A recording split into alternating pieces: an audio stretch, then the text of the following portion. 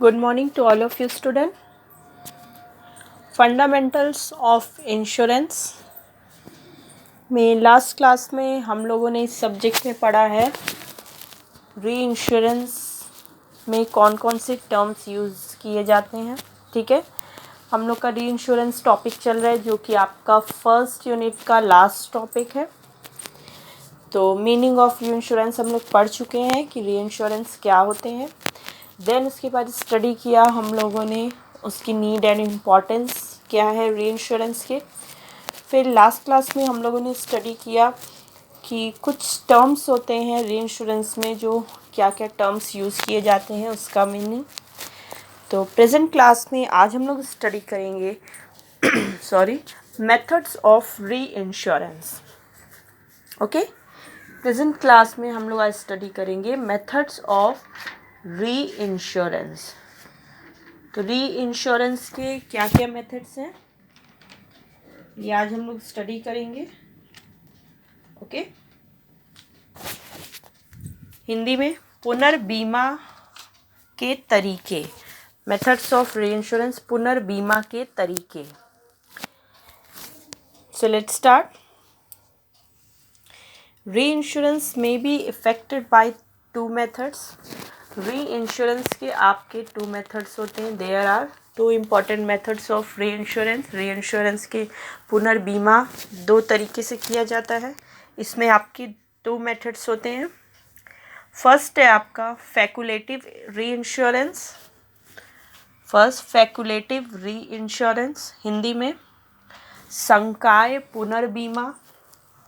हिंदी में संकाय पुनर्बीमा। सेकंड है आपका ट्रीटी री इंश्योरेंस। सेकेंड है ट्रीटी, TREATY, ट्रीटी री इंश्योरेंस, हिंदी में संधि पुनर्बीमा।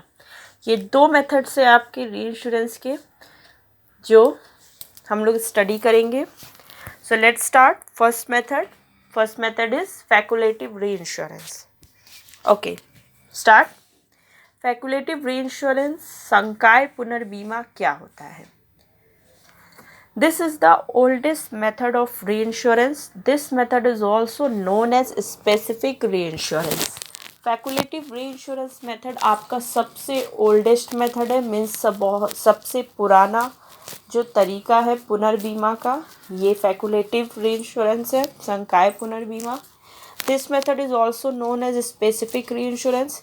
इसे विशेष पुनर्बीमा भी कहा जाता है, स्पेसिफिक री इंश्योरेंस भी इस मेथड को आप बोलते हो। Under this method each individual risk is submitted by the ceding insurer to the reinsurer who can accept और decline whatever sum they consider appropriate subject to the amount of their acceptance being approved by the ceding insurer. Okay, तो ये method क्या है? इस method के under this method each individual risk means जो बीमा company होती है, जो सीडिंग कंपनी होती है, जो इंश्योरर है, इंश्योरेंस कंपनी है, वो जो भी इंडिविजुअल रिस्क होते हैं, जो इंडिविजुअल्स लोग इंश्योरेंस कंपनी में बीमा कराते हैं, जो वहाँ से पॉलिसीज़ लेते हैं, उस पर्टिकुलर इंडिविजुअल के रिस्क को वो री इंश्योरर को सबमिट करती है, मीन्स पुनर्बीमाकर्ता को ट्रांसफ़र करती है। अब ये पुनर्बीमाकर्ता पे डिपेंड करता है, ये री इंश्योरर पर डिपेंड करता है कि वो उस पर्टिकुलर रिस्क को एक्सेप्ट करे या डिक्लाइन करे, मीन्स या एक्सेप्ट करे या रिजेक्ट करे, whatever sum they consider appropriate subject to the amount of their acceptance being approved by the ceding insurer. अब ये री इंश्योरर पर डिपेंड करता है कि वो पर्टिकुलर उस रिस्क को या उस रिस्क में से कितना पर्टिकुलर अमाउंट का रिस्क एक्सेप्ट करती है, कितना रिजेक्ट करती है, ये री इंश्योरेंस पर डिपेंड करता है, री इंश्योरर पे। ओके, द री insurer is offered a copy of proposal from which contains details of risk such as the, देखिए री इंश्योरर जो होता है यहाँ पे पुनर्बीमाकर्ता जो होता है वो एक प्रपोजल फॉर्म का एक कॉपी ऑफर करती है किसको, इंश्योरर को, मीन्स इंश्योरेंस कंपनी को एक प्रपोजल फॉर्म देती है जिसमें आपके जितने भी रिस्क होते हैं उनके डिटेल्स दिए होते हैं, such as the sum assured, means कितना आपका सम एश्योर्ड है, features of the risk, risk के क्या फीचर्स हैं, मीन्स रिस्क जो कवर अप कर रही है री इंश्योरेंस कंपनी उसके क्या फीचर्स हैं, मीन्स वो रिस्क आपका लाइफ इंश्योरेंस से रिलेटेड है या फायर से या मरीन से, मैंने टाइप्स ऑफ इंश्योरेंस बताए आपको, बहुत तरीके के होते हैं। तो रिस्क के क्या फीचर्स हैं, किससे रिलेटेड है, ठीक है। Rate of premium, rate of premium क्या है, ये प्रीमियम किस रेट से पे किया जा रहा है, and period of insurance, and insurance की बीमा की आपकी अवधि क्या है। ये सारी चीज़ों का एक फॉर्म होता है जो कि री इंश्योरर इंश्योरेंस कंपनी को देता है, प्रपोजल फॉर्म का एक कॉपी ऑफर करता है उसको फिल करने के लिए। Okay, The reinsurer will go through the contents of the proposal form thoroughly and decide whether to accept or reject the risk. फिर जो प्रपोजल फॉर्म री इंश्योरर जो पुनर्बीमा करता होता है वो जो इंश्योरेंस कंपनी को प्रपोजल फॉर्म देता है, अब ये इंश्योरेंस कंपनी जो फॉर्म उसको ये सारी चीज़ें जो मैंने बताई उसमें क्या क्या चीज़ें भरनी होती है, sum assured, features of risk क्या है, रेट ऑफ प्रीमियम क्या है, पीरियड, ये सारी चीज़ें फिल करके इंश्योरेंस कंपनी री इंश्योरर्स मीन्स पुनर्बीमाकर्ता को जमा करती है, सबमिट करती है, उनको देती है।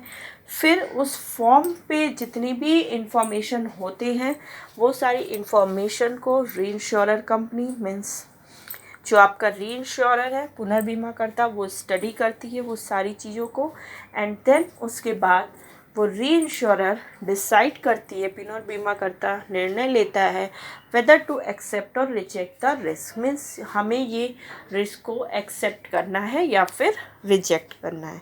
ठीक है, क्लियर है। If he decides to accept he should specify the amount for which he would accept the reinsurance। यदि जो रीइंश्योरर होता है जो बीमा करता पुनर्बीमा करता होता है, यदि वो इस प्रपोज़ल को इंश्योरेंस कंपनी के फॉर्म के प्रपोज़ल फॉर्म को एक्सेप्ट करती है तो उसमें वो उस अमाउंट को पुनर्बीमा करता स्पेसिफाई करता है, मीन्स उस पर्टिकुलर अमाउंट को वो बताती है कि इतने पर्टिकुलर अमाउंट पे हम री इंश्योरेंस एक्सेप्ट करने के लिए रेडी हैं। Okay, in case the risk is not fully accepted the original insurer में again have to approach another insurer for the balance. ठीक है, इन केस अगर मान लीजिए सपोज़ करिए कि इंश्योरेंस कंपनी ने 5 लाख का रिस्क जो प्रपोजल फॉर्म में भरा री इंश्योरर कंपनी को देने के लिए, बट री इंश्योरेंस कंपनी ने उसमें से 4 लाख की ही रिस्क को कवर किया एंड 1 लाख आपका रिस्क हो गया, तो इन case the risk is not fully accepted, तो ऐसी स्थिति जब जो रिस्क होती है वो पूरी तरह से स्वीकार नहीं की जाती है तो जो इंश्योरेंस कंपनी है आपकी उसको वो अगेन अनदर इंश्योरेंस कंपनी को उस पर्टिकुलर जो रेस्ट अमाउंट बचता है उसके लिए अप्रोच कर सकती है। जैसे कि सपोज़ मैंने बताया 5 लाख का इंश्योरेंस कंपनी ने री इंश्योरेंस कंपनी को रिस्क कवर करने के लिए कहा, बट री इंश्योरेंस कंपनी ने उसमें से 4 लाख के ही रिस्क को कवर किया, 1 लाख इंश्योरेंस कंपनी का बच गया। अब ऐसी कंडीशन में जब फुली रिस्क कवर नहीं होता है तो इंश्योरेंस कंपनी क्या करती है, वो जो रेस्ट अमाउंट 1 लाख आपका बचा है वो अगेन मीन्स किसी और दूसरी कंपनी किसी और दूसरे री इंश्योरेंस कंपनी से वो अगेन उस रिस्क को उस पर्टिकुलर 1 लाख के अमाउंट को फिर से वो री इंश्योरेंस करा सकती है। ओके, क्लियर है। तो ये है आपका फर्स्ट मेथड। इसमें the claim is to under this method the claim is to be settled according to the ratio of risk accepted by each insurer. इसमें जो भी क्लेम बनता है जितना भी रिस्क का जो भी इंडिविजुअल का इंश्योरेंस कंपनी पे जितना भी क्लेम बनता है इन फ्यूचर, तो उस क्लेम को सेटल किया जाता है। जो फर्दर 2 कंपनियों ने रिस्क कवर किया है, जितने प्रोपोर्शन में उन लोगों ने रिस्क कवर किया है, उतने प्रोपोर्शन में वो लोग इस क्लेम को सेटल करते हैं। क्लियर है? फर्स्ट मेथड क्लियर है, स्पेकुलेटिव रीइंश्योरेंस। सेकंड है आपका, सेकंड मेथड आ जाइए। सेकंड मेथड है treaty reinsurance. Second method is treaty reinsurance, Hindi में संधि पुनर्बीमा। हिंदी में संधि पुनर्बीमा, ये क्या है? सो let's start. Treaty reinsurance. Treaty reinsurance has been defined as a formal, legally binding agreement or a treaty between the principal and the reinsurer that the reinsurer shall accept without the option of rejecting a specified proportion of the excess on any risk over the insurer's limit of retention. ठीक है, अब इसको explain करते हैं। Treaty reinsurance आपका एक तरह से एक फॉर्मल, लीगली बाइंडिंग एग्रीमेंट है। ठीक है, ये एक औपचारिक आपका एग्रीमेंट होता है जो कि लीगली होता है, ट्रीटी रीइंश्योरेंस। ठीक है, और a treaty between the principal and the reinsurer, और एक प्रकार की ये संधि होती है बिटवीन द प्रिंसिपल। यहाँ पे प्रिंसिपल से रिलेटेड, प्रिंसिपल से मतलब है आपका insurance company means insurer. Okay, तो ट्रीटी रीइंश्योरेंस क्या है? एक फॉर्मल, एक लीगल एग्रीमेंट है, एक औपचारिक, एक कानूनी एग्रीमेंट होता है, और अ ट्रीटी, और एक संधि होती है between the principal and the reinsurer means insurance company और पुनर्बीमाकर्ता के बीच में एक संधि होती है ये। That the reinsurer shall accept without the option of rejecting. यहाँ पर जो रीइंश्योरर होता है सेकेंड मेथड में आपका ट्रीटी रीइंश्योरेंस में, यहाँ पर रीइंश्योरर मतलब पुनर्बीमाकर्ता को जो भी रिस्क होता है वो एक्सेप्ट करना होता है without the option of rejecting. Means इस मेथड में आपका रिजेक्ट का ऑप्शन नहीं होता है। देखिए, फर्स्ट मेथड जो हम लोगों ने पढ़ा वहाँ पे मैंने बताया कि जो एक proposal form insurance company fill करके देती है, तो फिर वो रीइंश्योरेंस पुनर्बीमाकर्ता पे डिपेंड करता है कि वो पर्टिकुलर कितना अमाउंट एक्सेप्ट करती है और कितना रिजेक्ट करती है। बट इस मेथड में क्या है कि रीइंश्योरर पुनर्बीमाकर्ता को कोई ऑप्शन नहीं होता कि वो उसको रिजेक्ट करे, उसको जितना भी रिस्क होता है उसको एक्सेप्ट करना होता है। ठीक है, a specified proportion of the excess on any risk over the insurer's limit of retention। यहाँ पर एक जो स्पेसिफाइड प्रोपोर्शन होता है एक्सेस का, जो भी रिस्क का होता है, वो पुनर्बीमाकर्ता को, आपके रीइंश्योरर को एक्सेप्ट करना होता है बिना किसी रिजेक्शन के, और जो भी इंश्योरेंस कंपनी की लिमिट होती है उसको, उसके रिस्क को वो रीइंश्योरर को मीन्स पुनर्बीमाकर्ता को कवर अप करना होता है। क्लियर है? आगे इसमें thus under this method there is an agreement between the ceding company and the reinsurance company। ठीक है, इसमें क्या होता है? इस मेथड में एक एग्रीमेंट होता है, एक साझेदारी होती है किन लोगों के बीच में? Between the seeding company and the reinsurance company. Seeding company यहाँ पे आपकी इंश्योरर है मीन्स इंश्योरेंस कंपनी, और आपकी रीइंश्योरेंस कंपनी मीन्स पुनर्बीमाकर्ता के बीच में एक एग्रीमेंट है। That amount of every risk over and above the retention shall automatically be transferred to the reinsurance company। यहाँ पर क्या होता है सेकेंड मेथड में कि जो आपका री इंश्योरेंस कंपनी मीन्स पुनर्बीमाकर्ता और इंश्योरेंस कंपनी के बीच में एक एग्रीमेंट होता है कि इंश्योरेंस कंपनी जितनी भी पॉलिसीज़ को सेल करती है उनका रिस्क कवरेज जितने अमाउंट का होता है उस अमाउंट में से जितना इंश्योरेंस कंपनी अपने पास रिस्क रखती है उसको कवर अप करने के लिए, एंड रेस्ट जितना और बचा अमाउंट होता है वो ऑटोमेटिकली ट्रांसफ़र हो जाता है री इंश्योरेंस कंपनी को। मीन्स सपोज करिए फॉर एग्जांपल, जैसे मान लीजिए ए इंश्योरेंस कंपनी ए ने अब जितनी भी पॉलिसीज़ बांटी हैं उस पर रिस्क कवरेज है 10 लाख रुपया, 10 लाख, ठीक है।